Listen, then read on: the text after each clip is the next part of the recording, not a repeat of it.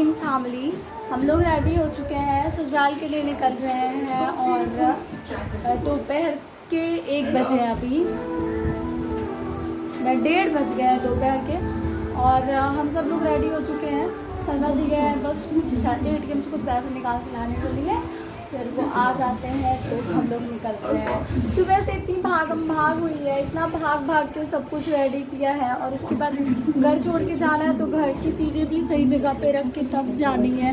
तो बहुत भागम भाग किया है सुबह से और सफ़र पे निकलने से पहले ही थक गई हूँ। बहुत थकान सी फील हो रही है, मन कर रहा है। सफ़र काफ़ी लंबा है, यहाँ से जाएंगे लखनऊ तक बस से और फिर वहाँ से जाएंगे ट्रेन से।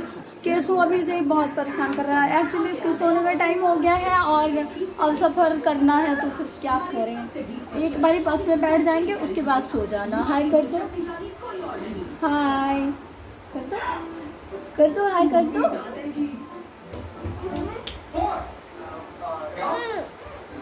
सब लोग सिंपल सिंपल ही है। तो हम लोग निकल चुके हैं, रोड पे वॉक कर रहे हैं, धीरे धीरे जा रहे हैं। केसु बहुत ज़्यादा एक्साइटेड है, पापा के साथ आगे आगे भाग रहा है। यहाँ पे पानी देख के केसु एक्साइटेड हो रहा है और मंकी भी बैठा हुआ है वहाँ पे कोने में। बेचारा इतनी दूर से पैदल पैदल आया है, इतना एक्साइटेड है कि बाहर निकल के घर से इतनी दूर पैदल आ गया। इसकी मम्मा नहीं चल पाती है पैदल।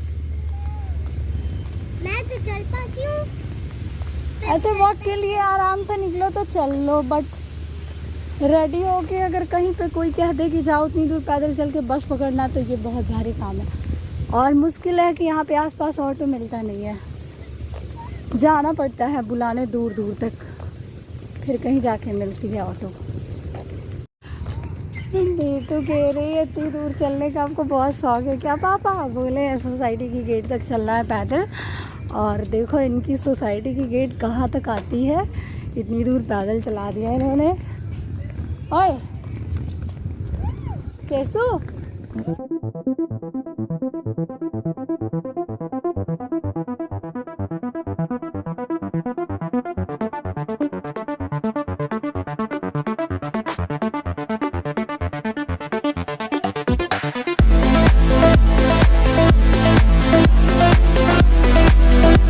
क्या हुआ? तो हम पहुंच गए हैं स्टेशन लखनऊ। और शर्मा जी कहाँ गए पापा? और शर्मा जी से अभी मेरी बहस चल रही है। मैं कह रही हूँ उनसे कि हम वो से चलेंगे ट्रेन से, और वो कह रहे हैं कि बस से चलो। ठीक है, मैं ट्रेन से इसलिए जाने को कह रही हूँ क्योंकि कंफर्ट रहेगा, बट वो जल्दी पहुँचने के चक्कर में कह रहे हैं बस से चलो। देखते हैं क्या होता है। फिलहाल तो स्टेशन पहुंचे हैं, बहुत रश है यहाँ पे। पापा को ढूंढ रहे हो? ओए पापा को ढूंढ रहे हो? पापा क्या बिछा रहे हैं? उठो उठो उठो।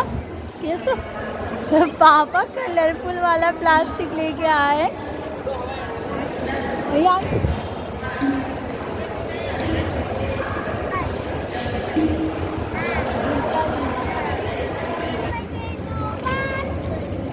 और ये देखो पंखा, इतना बड़ा पंखा मैंने आज तक नहीं देखा था, आज पहली बार देखा है।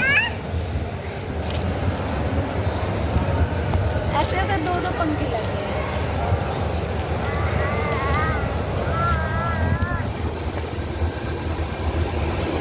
तो गाइस हम पहुंच गए हैं स्टेशन पे और भैया बाहर वेट कर रहे हैं। रुकिए रुकिए रुकिए, स्टेशन पे पहुंच गए हैं। आज तो शर्मा जी सो गए थे गाड़ी में और हम लोगों को आगे पता नहीं कहाँ तक लेके जाते हैं। ये देख लो, जरा मुँह दिखाइए अपना।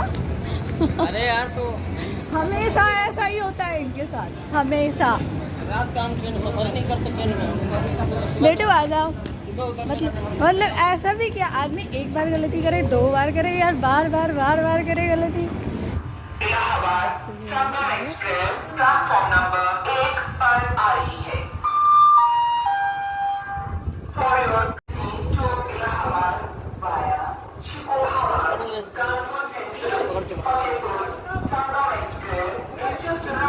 उतारने में कोई प्रॉब्लम नहीं है, चढ़ाने में दिक्कत होती है। गाइस फाइनली भैया आ गए थे स्टेशन पे हमको रिसीव करने के लिए। रात के 1:30 बज रहे थे और हम पहुंच गए थे फ़िरोज़ाबाद। ट्रेन में हमारा सफ़र जो था वो बहुत अच्छा नहीं कह सकते, इसीलिए मैंने वहाँ पे भी कुछ रिकॉर्ड नहीं किया क्योंकि हमारी टिकट वेटिंग की थी और सीट बहुत मुश्किल था मिलना। तो क्या हुआ कि एक सीट भाग्य से मैं ऐसी जगह पे जाके बैठ गई थी जहाँ पे उस सीट वाला आया ही नहीं, वो जिसने भी रिज़र्व किया था वो आया ही नहीं और हम चारों लोग उसी पे एडजस्ट हो गए। मतलब इतना बुरा भी सफ़र नहीं रहा। और ससुराल पहुंचने के बाद वहाँ पे जो कुछ भी हुआ बहुत ही मतलब अलग तरीके से, बट मेरे लिए रिकॉर्ड करना पॉसिबल नहीं था क्योंकि सबकी मेंटलिटी सेम नहीं होती है कि मैं कहीं के पे कुछ रिकॉर्ड करूं और लोग पॉजिटिव ही वे में लें। और दूसरी चीज़ कि वहाँ पे बहुत ही इमोशनल सब कुछ हो रहा था, तो ऐसे में कुछ मुझे भी मतलब मन नहीं कर रहा था कुछ करने का। तो एक दिन और एक रात मैं रही वहाँ पे और मैंने कुछ भी रिकॉर्ड नहीं किया। और जब हम उधर से लौट रहे थे तो उसके बाद वाला ही ब्लॉग मैंने रिकॉर्ड किया है, मतलब इधर से जाने के सफ़र का और फिर उधर से आने के सफ़र का ही रिकॉर्ड कर पाई मैं। तो इसके बाद आप लोग वही वाला ब्लॉग देखेंगे उधर से आने का। तब तक के लिए बाय बाय।